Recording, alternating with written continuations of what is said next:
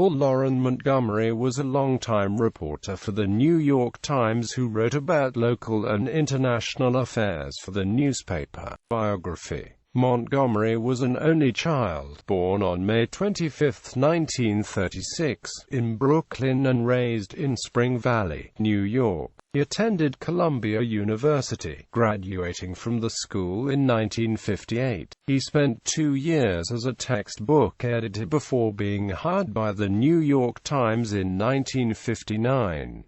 His first position with the newspaper was as a copy boy. In the early 1960s, Montgomery covered the rioting in Harlem and the civil rights movement in the southern United States, including the Selma to Montgomery marches. He was the Times bureau chief in Rio de Janeiro from 1966 to 1969, where he traveled extensively across Latin America. Article subjects from this period included his 1967 journeys with soldiers from the Bolivian army on the search for Che Guevara. He also wrote stories about the difficulties of life in the slums of Ecuador and coverage of clashes between federal soldiers and protesters in the Tlatelolco massacre that took place on October 2, 1968, in Mexico City, 10 days before the 1968 Summer Olympics, and left an estimated 200 to 300 deaths. A series of articles he wrote in March 1970 resulted in the release of 4 visitors from Cuenca, Ecuador, who had been charged with setting off a simultaneous detonation of incendiary devices in the Alexander's and Bloomingdale's department stores in New York City. The dismissal of charges against the group came after the New York City Police Department was able to corroborate elements of the group's story that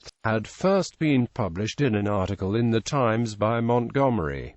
He left the Times in 1982, and wrote from Europe for the Wall Street Journal.